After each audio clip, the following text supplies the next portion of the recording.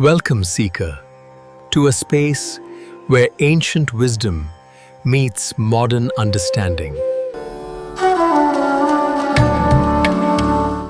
नमस्ते, मैं डॉक्टर सुरेंद्र और मेरे साथ हैं डॉक्टर अनगा। हम साथ मिलकर आपके साथ साझा करेंगे कि कैसे आयुर्वेद का प्राचीन नॉलेज और आर्टिफिशियल इंटेलिजेंस मिलकर आपके स्वास्थ्य और जीवन को एक नई दिशा दे सकते हैं। हम आपको अपना ऑडियो पॉडकास्ट दे रहे हैं जिसे आप कहीं भी कभी भी सुन सकते हैं। तो आइए परंपरा और नई तकनीक को जोड़ते हुए अपनी यात्रा की शुरुआत करें।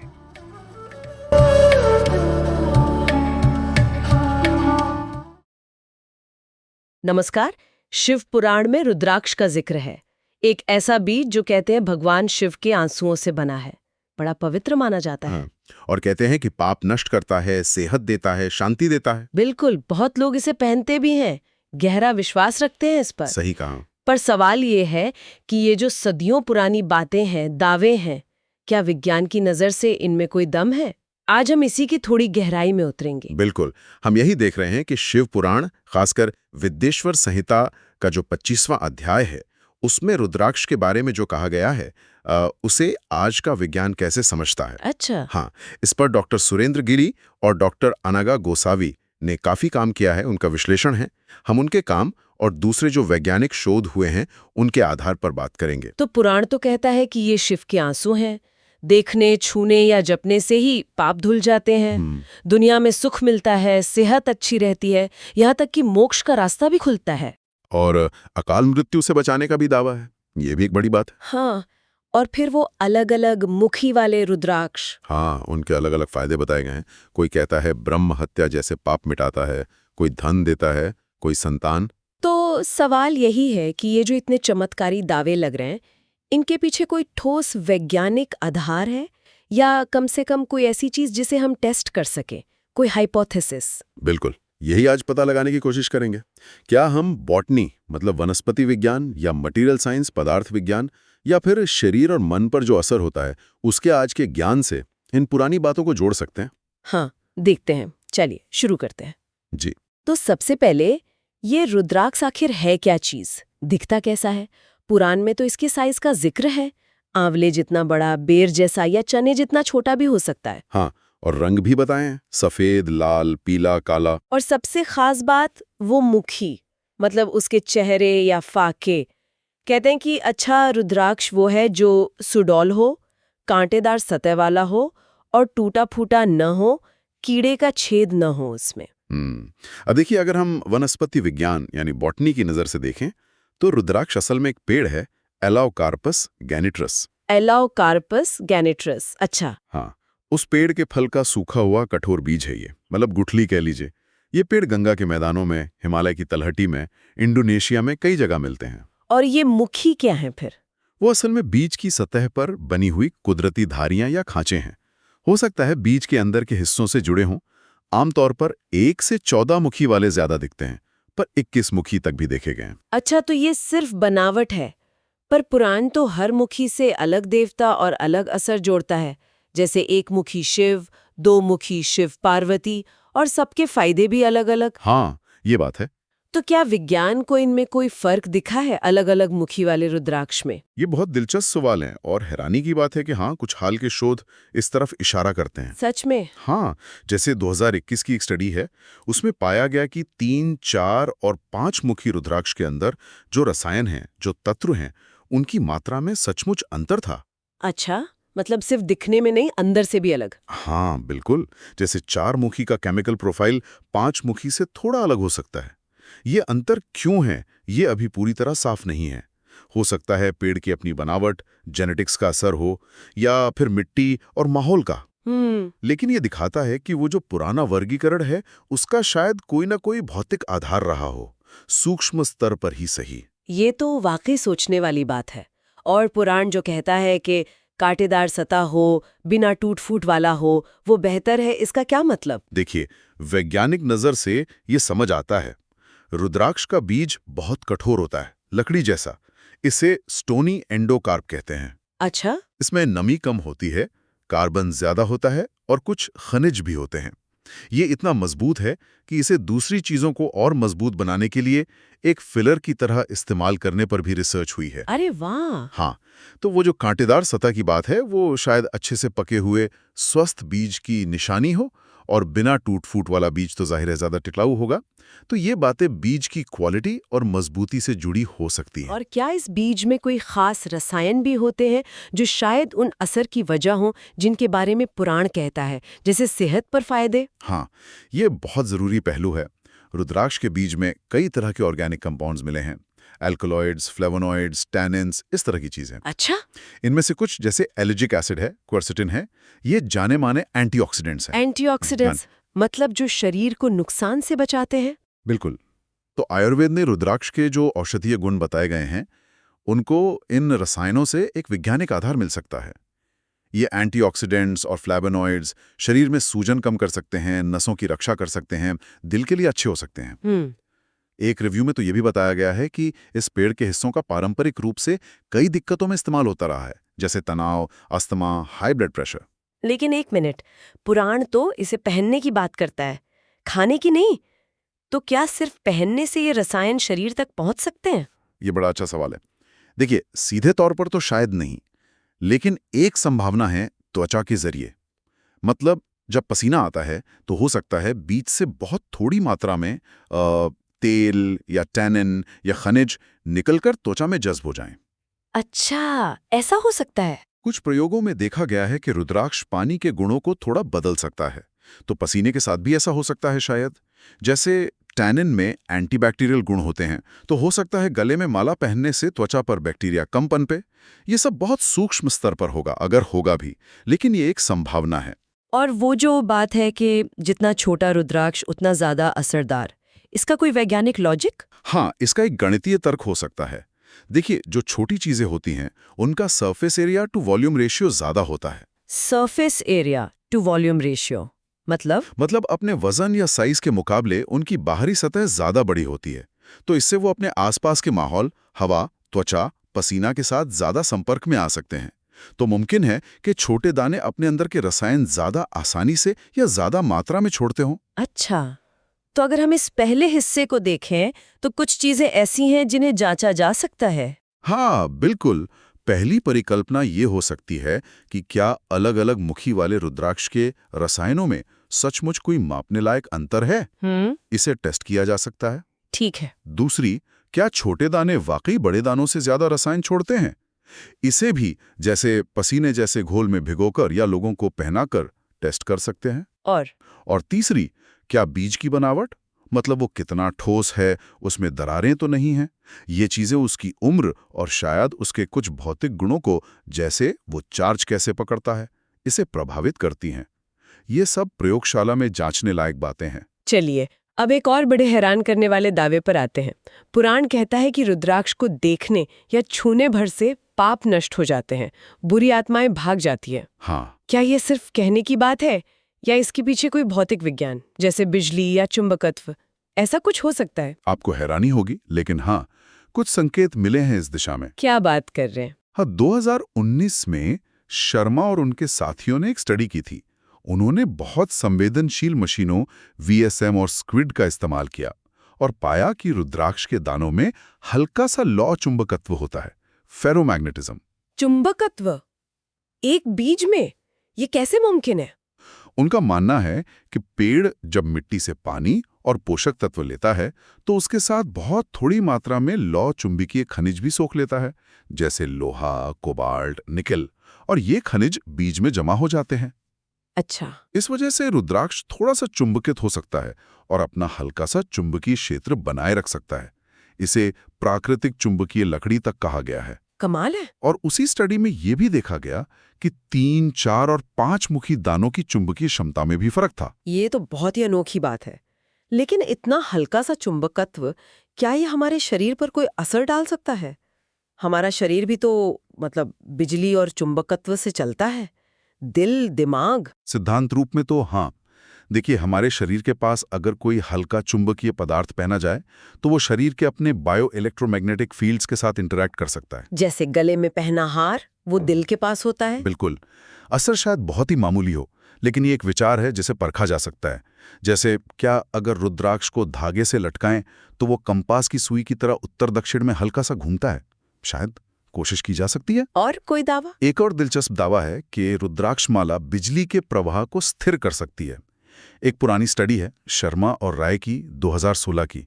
उसमें देखा गया कि जब पौधों पर बिजली डाली जा रही थी तो रुद्राक्ष माला ने उस बिजली के उतार चढ़ाव को कम किया। अच्छा, तो इसका क्या मतलब हुआ? अगर ये सही है तो इसका मतलब हो सकता है कि ये दाने अपने आसपास के इलेक्ट्रोमैग्नेटिक डिस्टर्बेंस को, मतलब विद्युत चुंबकीय उतार चढ़ाव को सोखते हैं या कम करते हैं। पर ऐसा क्यों करेंगे वो? थोड़ा बहुत कंडक्टर या कैपेसिटर जैसा बना सकता है।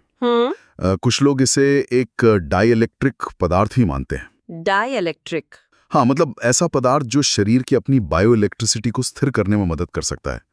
जैसे मान लीजिए नसें या दिल जरूरत से ज्यादा उत्तेजित हो रहे हों तो उन्हें शांत करने में मदद करे। ये पुराण के शांत करने वाले असर का एक संभावित भौतिक आधार हो सकता है। क्या कोई और भी भौतिक गुण हो सकता है?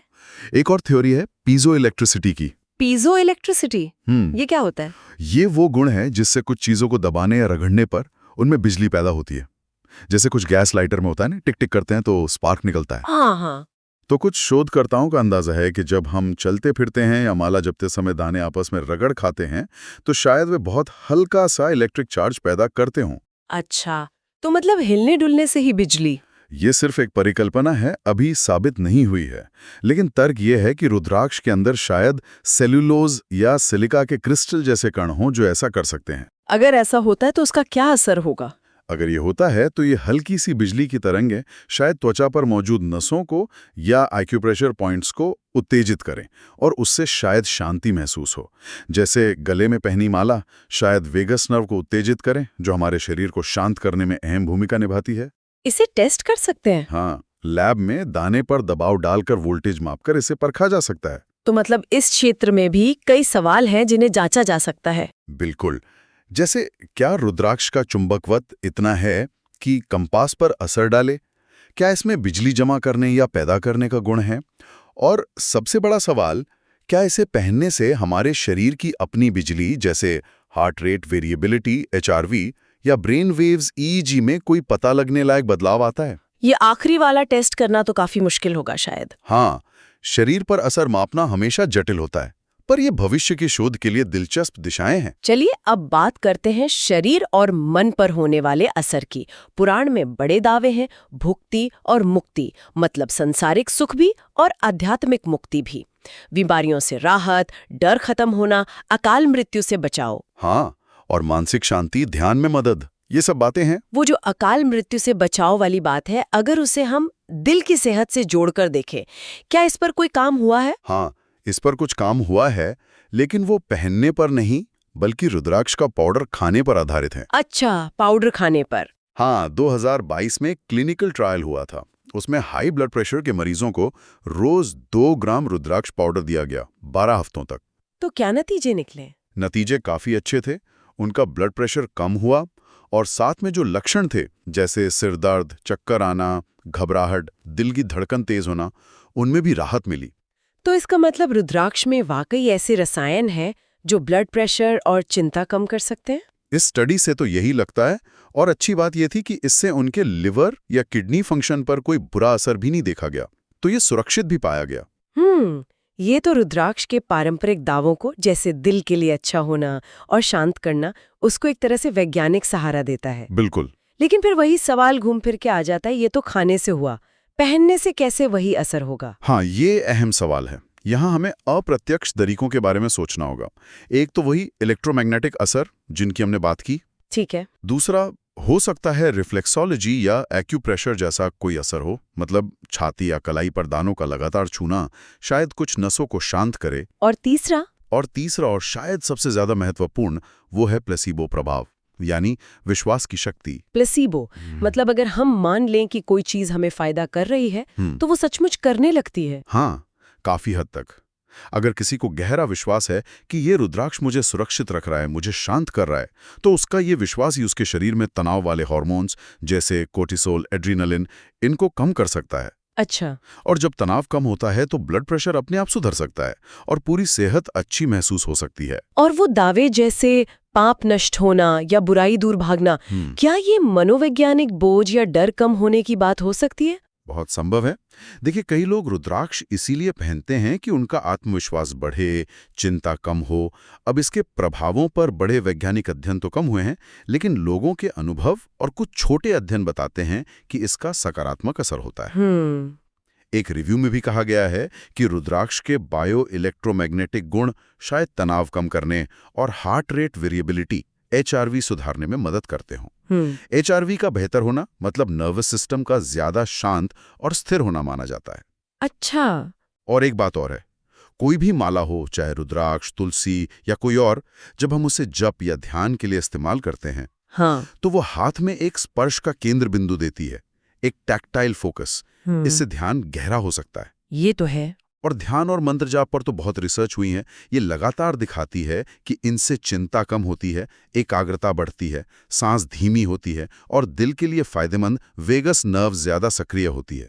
तो रुद्राक्ष के साथ ये सब फायदे जुड़ जाते हैं? हाँ, और क्योंकि रुद्राक्ष का एक धार्मिक और सांस्कृतिक महत्व भी है, तो ये मनोवैज्ञानिक असर और बढ़ सकता है। ये एक तरह का मानसिक संबल, एक साइकोलॉजिकल एंकर बन जाता है। और वो जो भूत प्रेत भगाने वाली बात है, उसे कैसे समझें आज के जमाने में? उसे भी हम मनोवैज्ञानिक और सामाजिक नजरिए से देख सकते हैं। पुराने जमाने में ये शायद शिव भक्त होने का एक निशान था।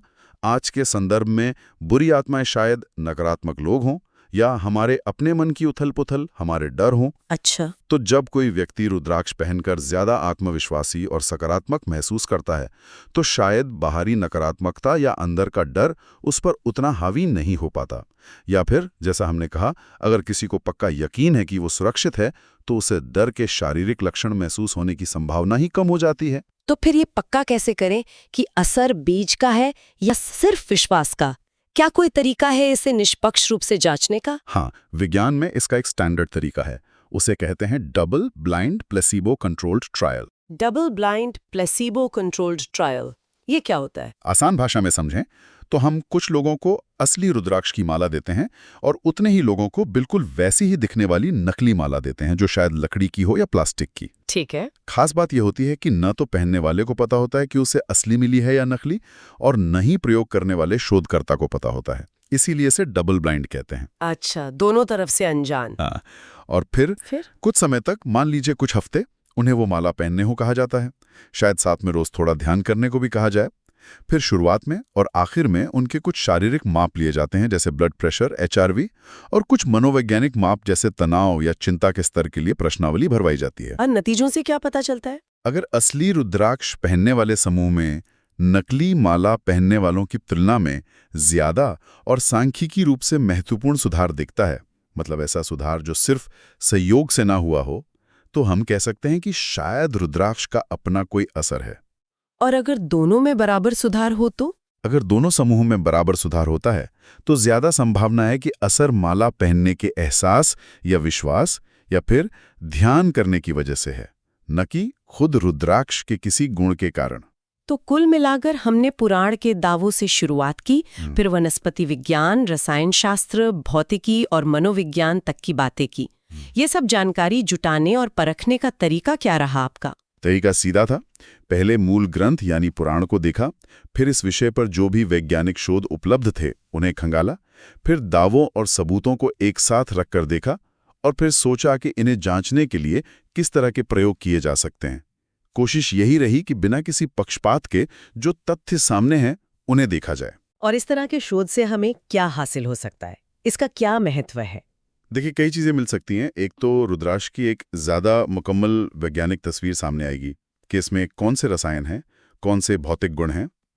दूसरा, वो जो पुराने दावे हैं और आज का जो विज्ञान है, उनके बीच कितना तालमेल है या नहीं है, इस ज्यादा साफ होगा।